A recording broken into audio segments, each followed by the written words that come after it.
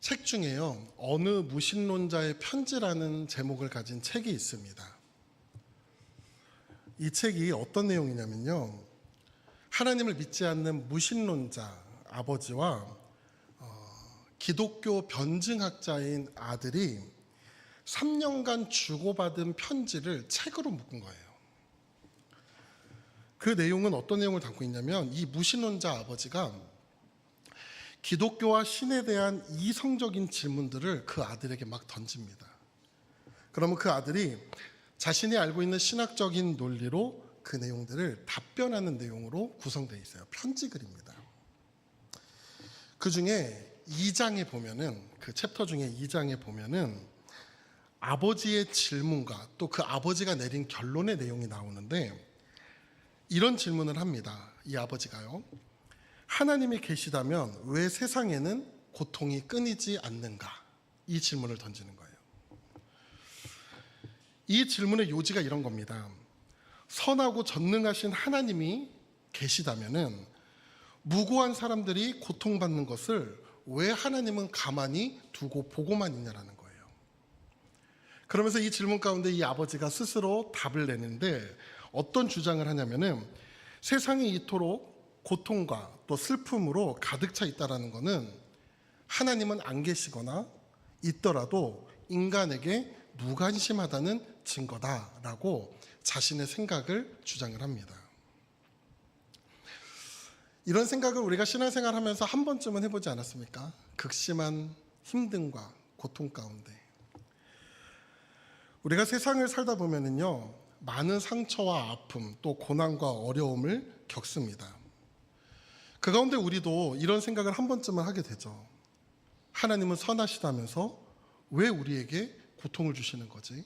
또 하나님은 우리를 사랑한다면서 왜 그 고통 가운데 우리를 내버려 두시는 걸까? 여기서 먼저 우리가 기억해야 될 중요한 사실 한 가지가 있습니다. 그것은 하나님을 믿든 안 믿든, 기독교인이든 비기독교인이든 세상의 모든 사람들에게는 누구나 고난을 겪는다라는 것이죠.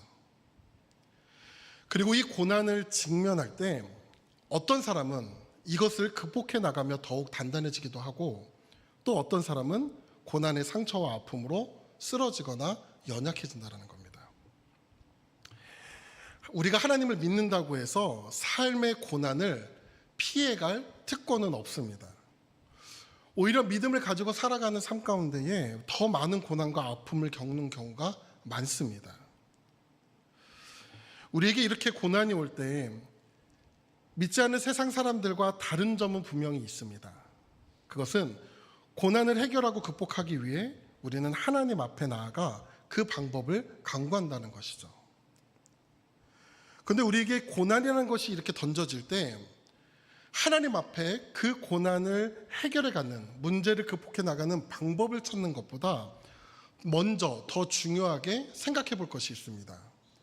그것은 무엇이냐면, 우리에게 주어진 이 고난을 통해 하나님이 원하시는 것은 무엇인가, 그것을 찾는 것이죠. 다시 말하면 하나님 앞에 고난의 이유를 생각해 보는 겁니다. 오늘 이 질문을 가지고 함께 말씀을 좀 살펴보려고 합니다. 오늘 말씀이 기록된 이 고린도 후서의 배경은요, 고린도서는 사도 바울이 고린도 지역에 세워진 교회, 고린도 교회에 보낸 편지글입니다. 근데 이 편지글을 보내게 될 수밖에 없었던 고린도 교회 내의 상황이 있었는데요, 그 상황이 어떤 상황이었냐면은, 세워진 지 얼마 안 된 이 고린도 교회 내에 여러 가지 분쟁 가운데 유대인 거짓 이 지도자들이 그 교회 내에 침투해서 고린도 교회 내의 성도들이 존경하고 따랐던 이 사도 바울을 부정하고 비난하였다는 겁니다. 그 거짓 교사들이 사도 바울에 대해서 어떤 내용으로 비난하고 또 부정했냐면은 이런 겁니다.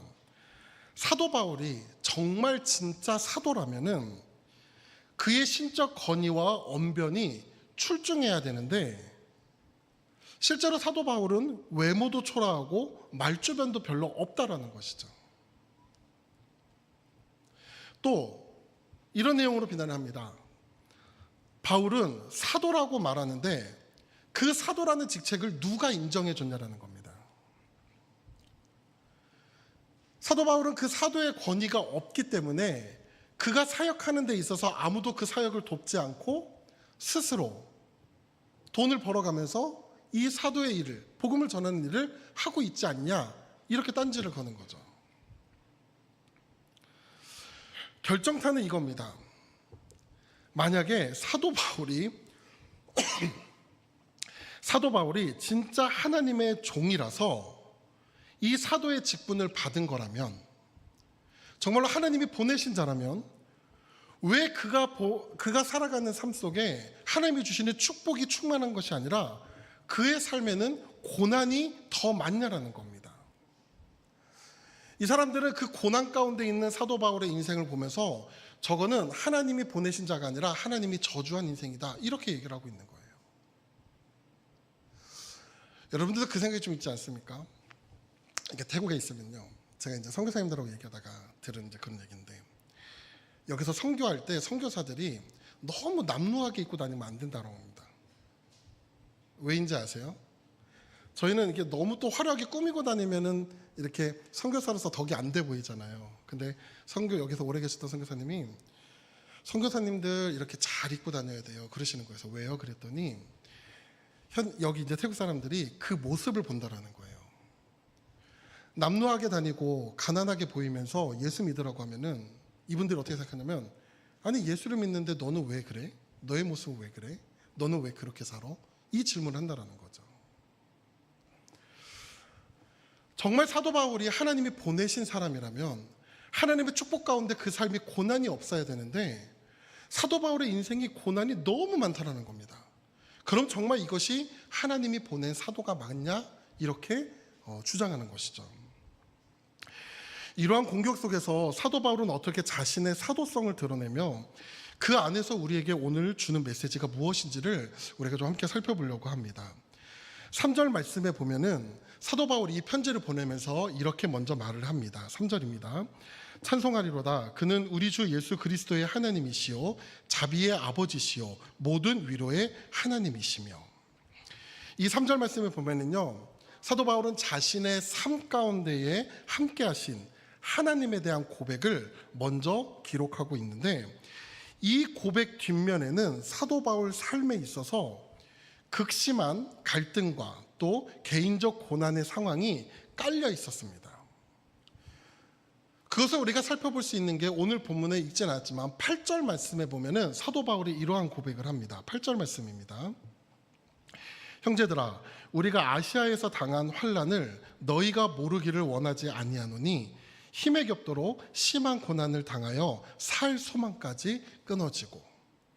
사도 바울의 상황을 우리가 잘 모르지만 이 표현만 들어도 지금 이 사도 바울이 너무나도 극심한 고통을 받았다라는 걸 좀 느껴지지 않습니까? 이 단어 표현들이. 8절에 보면 우리가 아시아에서 당한 환난이라는 표현을 씁니다. 사도행전 14장부터 19장까지의 내용을 보면은 사도 바울이 소아시아 지역에서 복음을 전할 때에 당한 그 고난의 내용들이 쫙 기록되어 있습니다. 사도 바울의 고난의 내용을 간단하게 하면 이런 내용이 있습니다. 어느 곳에서는 복음을 전하다가 유대인, 이방인들이 분노로 돌을 던졌는데 그 돌에 맞아 죽을 뻔합니다. 또 어느 곳에서는 귀신 들린 여종을 낫게 해주었다가 고발을 당해 매를 맞고 감옥에 억울하게 수감을 당합니다. 또 한 곳에서는 불량배들에게 급습을 받아 야밤에 도망치는 수치스러운 일까지 경험하죠.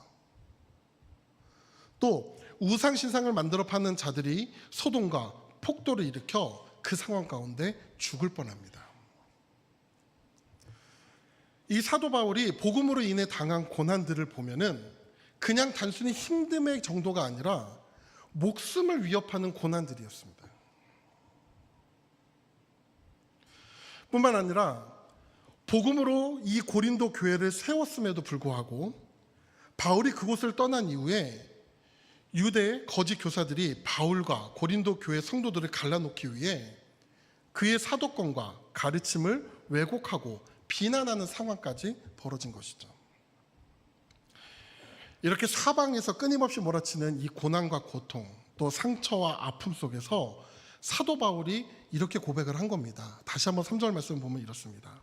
찬송하리로다. 그는 우리 주 예수 그리스도의 하나님이시요 자비의 아버지시요 모든 위로의 하나님이시며. 여기 보면은 찬송하리로다라고 이 글을 시작을 합니다. 이 찬송하리로다라는 단어가요, 이 쓰여진 헬라어 원어를 보면은 율로게토스라는 단어를 써요. 왜 이 단어를 지금 언급하냐면은 이 찬송하리다 속에 담긴 의미가 어떤 거냐면은 오직 하나님을 찬양할 때만 사용할 때 이 단어를 씁니다. 그런데 전제 조건이 있다라는 겁니다. 이 단어를 쓸 때에 어떤 조건이냐면은 오직 하나님을 찬양할 때에 오늘 우리 삶 가운데 좋은 일, 형통한 일, 삶의 은혜 가운데만 하나님을 찬양하는 것이 아니라 상황과 처지에 상관없이 늘 하나님을 찬양하는 것, 그 자세를 표현할 때 이 찬송하리로다 이 단어를 썼다라는 것이죠. 여러분, 기쁘고 감사한 상황 가운데 하나님을 찬송하는 것은 쉽습니다. 그렇죠? 여러분들 지난 한 주 동안에 살면서 여러분 삶 가운데 좋은 일들이 있으셨습니까? 그러면요, 교회 오는 발걸음이 가볍습니다. 예배 드릴 때 하나님 앞에 감사의 고백이 절로 나옵니다. 그러면 반대로요, 고난과 아픔의 상황을 한 주 동안 겪고 이 자리에 왔을 때 하나님을 찬양하는 게 그 입술 가운데 쉬울까요? 쉽지 않습니다. 형식적으로 하나님을 찬양합니다. 내 입술을 열어 고백할지라도요, 내 마음이 따라가질 않아요. 그런데 이 찬송하리라다의 이 율로게토스라는 단어가 고통과 고난, 또 상처와 아픔, 시련과 어려움 속에서도 하나님을 찬양할 수 있다는 것입니다. 그럼 사도 바울이 자기는 이렇게 극심한 고통과 고난 가운데 당하는 이 상황 속에서 어떻게 하나님을 찬양할 수 있는 것일까요? 그 이유를 4절 말씀에 보면 이렇게 나옵니다. 4절입니다. 우리의 모든 환난 중에서 우리를 위로하사 우리로 하여금 하나님께 받는 위로로서 모든 환난 중에 있는 자들을 능히 위로하게 하시는 이시로다. 이 말씀을 보면은요, 바울이 현재 당하고 있는 고난의 상황 속에서 하나님이 그들을 위로하고 있다고 합니다. 그런데 그 사도 바울을 위로하고 있는 하나님이 어떠한 하나님이냐면은 3절 말씀 한 번만 다시 띄워주시겠어요? 이런 겁니다. 그 하나님이 어떠한 하나님이냐면 예수 그리스도의 하나님이요 자비와 위로의 하나님이 지금 자신을 위로하고 그 위로가 나를 통해서 또 다른 환난 중에 있는 자를 위로하게 하신다는 거죠. 그럼 그 위로가 어떻게 이루어지는가? 5절 말씀에 이어서 보면 이렇게 나옵니다. 5절입니다. 그리스도의 고난이 우리에게 넘친 것 같이 우리가 받는 위로도 그리스도로 말미암아 넘치는도다. 오늘 하나님으로부터 이 사도 바울이 위로를 받을 때 그 위로의 핵심이 무엇이냐면은 예수 그리스도라는 겁니다. 지금 사도 바울은 복음 가운데 살아가며 고난을 겪고 있는 것이죠. 앞서 고난은 하나님을 믿든 안 믿든 모든 사람들이 겪는 것이 고난이라고 했습니다. 그런데 믿음 안에 살아가며 겪는 고난이 저주가 아닌 축복이 되는 이유가 있습니다. 그것은 고난이 깊어지면 깊어질수록 예수님을 더욱 깊이 가까이 만날 수 있다라는 것입니다. 여기 보면 위로라는 단어가 있습니다. 위로.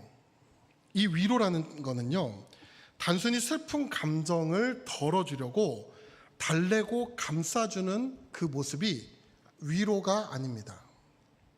오늘 성경에서 이 위로라는 단어를 쓸 때 그 안에는 행동적인 모습을 묘사하고 있는 건데, 어떠한 행동의 모습을 묘사하고 있는 거냐면 이 위로 안에는 도움을 주기 위해 그 곁으로 급히 달려오는 모습, 여러분 머릿속에 그려지십니까? 위로가 행동을 묘사하는데 어떤 고난을 당하고 힘들어하는 사람에게 도움을 주기 위해 그 곁으로 급히 달려오는 모습을 위로라는 단어로 표현하고 있다는 거예요. 믿음을 가지고 살아가는 삶 속에 고난과 고통이 찾아올 때 그 연약한 인생을 도우시기 위해 그의 곁으로 달려오신다는 겁니다. 누가 달려오셔요? 예수님이요. 그 예수님이 위로의 주체가 돼서 오늘 고난당하고 있는 우리의 삶 가운데 예수님이 우리를 향해 달려오신다는 거예요. 이게 사도 바울이 말하는 위로라는 겁니다. 그러면 우리가 여기서 한 가지 또 꼬리 물어서 질문을 할 수 있죠. 그럼 우리에게 이 예수 그리스도가 어떻게 위로가 되냐라는 거예요. 교회를 다니면서 예수 가운데 위로를 얻고 힘을 얻는다는 말은 많이 듣잖아요. 근데 그 예수 그리스도가 우리 삶 가운데 어떠한 모습과 어떠한 방식으로서 우리 가운데 위로로 다가오는가, 그것을 우리가 오늘 발견해야 됩니다. 우리가 서로 어려운 일을 당할 때 서로를 함께하는 것을 위로라고 하죠. 장례식장에 가면은요, 슬픔을 당한 그 유가족에게 우리가 위로라는 것을 건넵니다. 그런데 참 많은 위로들 가운데 장례식장에서 건네는 위로가 참 쉽지 않아요. 그렇지 않나요? 그 일을 당하고 있는 유가족에게 힘내세요, 기도할게요, 이런 말을 전하지만 사실 그들의 마음 가운데 확 다가가지는 못한다는 거예요. 그런데 그들의 마음 가운데 많은 말이 없어도 위로가 되는 경우도 있습니다. 어떤 경우냐면은 그 슬픔과 고통을 이미 경험한 자가 전하는 위로는 상대방의 마음을 더욱 깊이 감싸줄 때가 있다는 거예요. 왜냐하면 그 슬픔을 알기 때문에, 그로 인한 고통을 이해하기 때문에. 그래서 수많은 말을 전하지 않더라도 그 손을 잡아주는 것만 해도 그 사람의 마음 가운데 그 위로가 전해질 때가 있지 않습니까? 오늘 말씀에 보면 우리에게 달려오시는 예수님이 위로가 된다고 합니다. 그럼 도대체 그 예수님이 우리 가운데 어떻게 위로로서 다가오냐라는 거죠. 미국 예일대 교수이기도 하고 작가이기도 했던 헨리 나우엔이라는 분이 계십니다. 이분이 한 책을 지은 책이 있는데 그 책이 제목이 뭐냐면 상처받은 치유자라는 책입니다. 들어보신 분도 있을 것입니다. 이 책의 내용을 보면요, 예수님에 대해서 이렇게 얘기를 하는데 제목이 상처받은 치유자예요. 이 제목을 기억하시면서 그 내용을 한번 제가 읽어드리는데 이런 내용입니다. 예수 그리스도는 상처 입은 치유자입니다. 그는 이 땅에서 많은 상처를 받았는데 많은 사람들로부터 상처를 받았고 제자들의 배신으로부터 상처를 받았으며 고향 땅으로부터는 거절을 받으셨습니다. 뿐만 아니라 죄 없으심에도 불구하고 십자가에서 살이 찢겨지는 상처를 받았고 하느님으로부터 버림받았다라고 생각하는 커다란 상처를 받았습니다. 그럼에도 불구하고 예수 자신이 받았던 그 상처 때문에 사람들을 원망 불평하지 않고 자학하지 않았으며 상처받은 사람들을 가슴에 끌어안고 치유하시는 분이 되셨습니다. 온 인류의 상처를 홀로 먼저 체험하신 그분이 온 인류의 상처를 치유하는 위대한 치유자가 되셨습니다. 그래서 예수 그리스도는 상처받은 인생을 이해하십니다. 그 책 내용 가운데 이렇게 내용이 있는 거예요. 오늘 우리를 위로하기 위해 달려오신 이 예수님은 우리의 아픔과 슬픔, 또 고통과 상처, 외로움과 두려움을 이미 경험하시고 알고 계시고 공감하고 계신다는 것입니다. 그리고 그 주님이 우리의 아픔과 공토와 그 고통과 그 상처를 친히 싸매 주신다는 거예요. 성도 여러분, 이 바울이 고난 중에도 하나님을 찬송할 수 있는 이유가 보이십니까? 고난이라는 것이 믿는 자들에게 축복이 될 수밖에 없는 이유는 이것입니다. 고난이 우리 삶 가운데 깊어지고 깊어질수록 예수님이 더욱 깊이 우리의 삶으로 찾아와 우리를 위로하고 싸매신다는 거예요. 오늘 이 은혜가 여러분의 삶 가운데 나타나기를 간절히 바랍니다. 마지막으로 사도 바울은요, 고난 안에 또 다른 목적이 있음을 우리에게 보여주고 있는데 6절 말씀을 마지막으로 함께 보도록 하겠습니다. 6절 말씀입니다. 우리가 환난 당하는 것도 너희가 위로와 구원을 받게 하려는 것이요 우리가 위로를 받는 것도 너희가 위로를 받게 하려는 것이니 이 위로가 너희 속에 역사하여 우리가 받는 것 같은 고난을 너희도 견디게 하느니라.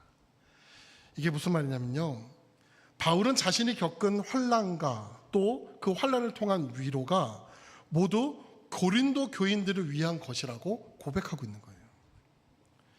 자신이 먼저 그 고난이라는 터널을 지나며 하나님의 위로를 경험했기에 또 다른 고난을 겪는 자들을 진심으로 위로할 수 있다는 것이죠.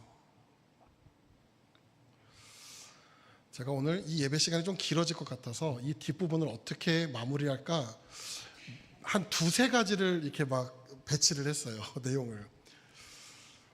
성경의 예를 하나 할까 아니면 제 삶의 예를 마지막으로 하고 끝낼까 이렇게 좀 생각을 하다가 이걸 적어놨었는데,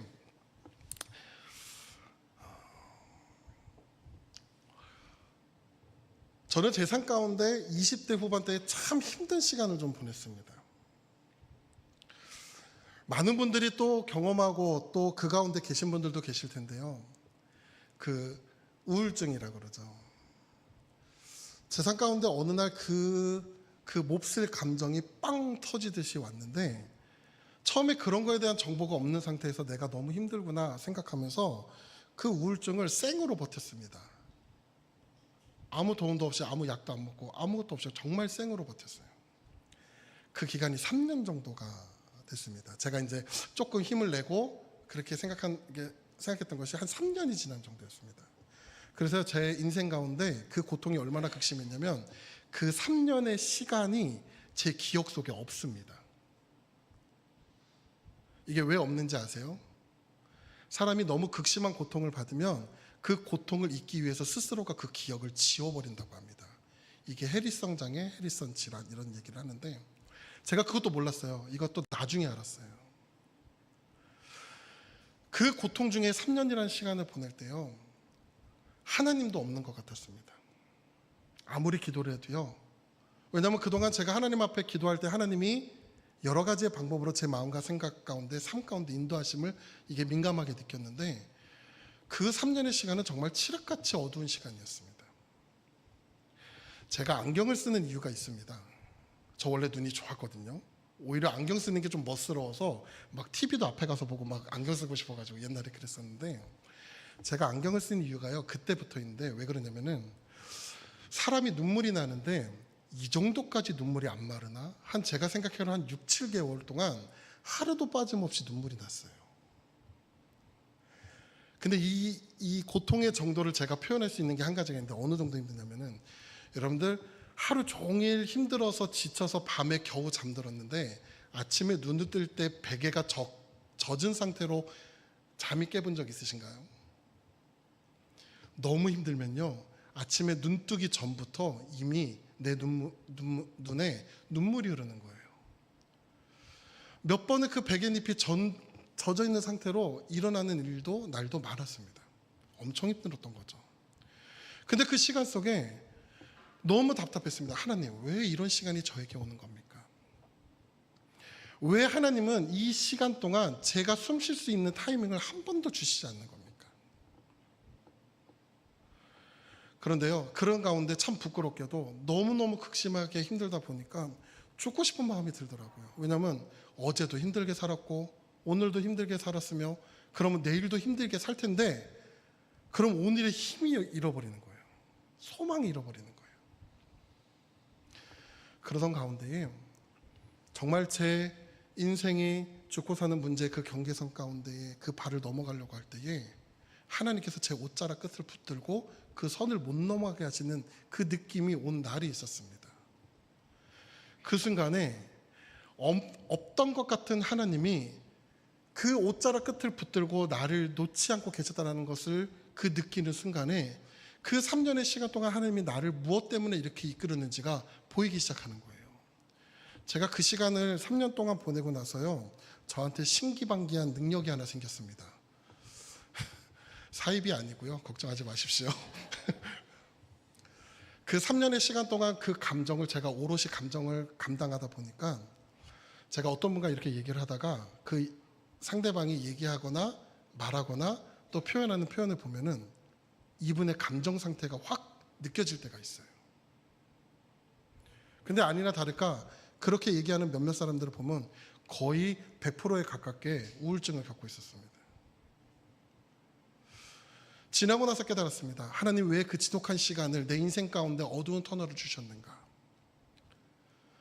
첫 번째는 하나님께서 내 부족한 인생 가운데 여전히 그 인생과 함께 하신다는 사실을 저에게 보여주시고요. 두 번째는 그 인생 속에서 위로함으로 다가오셨던 하나님을 똑같은 고통을 당하고 있는 그 다른 사람에게 위로하고 전할 수 있는 기회를 허락해 주시더라고요. 오늘 사도 바울이 이 본문 안에서 그 고통 중에도 찬송할 수 있는 이유가 바로 이것입니다. 여러분들 여러분의 삶 가운데 극심한 고통과 어려움을 당하고 있는 지금 이 순간이 있다면 오늘 하나님께서 친히 위로하시기에 여러분의 인생 가운데 달려오고 계시는 순간입니다. 고난이 깊어지면 깊어질수록 예수님께서 여러분의 삶 가운데 더 깊이 다가오는 순간이 바로 이 고난의 때인 줄 믿으시기 바랍니다. 뿐만 아니라 그 고난 속에서 우리를 위로하시며 그것을 이겨나갈 만한 힘과 용기를 허락하시고 반드시 그 고난 가운데 하나님의 영광으로 이 고난을 이기게 하실 줄 믿습니다. 근데 왜 이기게 하실까요? 그 은혜를 통하여서 내 삶 가운데 충만한 그 하나님의 은혜가 이제는 그 고난 가운데 메마른 인생 가운데 흘러갈 수 있도록 축복의 은혜의 통로의 역할로 우리 인생을 사용하시는 것이죠. 그래서 믿는 자들은 이겨내셔야 됩니다. 오늘 우리가 믿음을 가지고 살아갈 때 그 고난을 이겨내셔야 됩니다. 버텨내셔야 됩니다. 살아내셔야 됩니다. 왜 그런가요? 그 살아낸 인생을 통해서 하나님께서 또 다른 일을 행하시기 때문에 그렇죠. 그래서 여러분들 오늘 이 마음의 위로를 가지셨으면 좋겠습니다. 내 고난 속에서 여전히 일하고 계시는 하나님 뿐만 아니라 이 고난 속에 무너진 이 연약한 인생을 통하여서도 하나님이 함께 하시며 하나님이 일을 행하시겠다는 그 하나님의 놀라운 계획들을 여러분들 다시 이 고난의 상황 속에서 믿음의 시선으로 바라보셨으면 좋겠습니다. 그리고 용기를 다시 한번 세우고 나가시기를 간절히 바랍니다.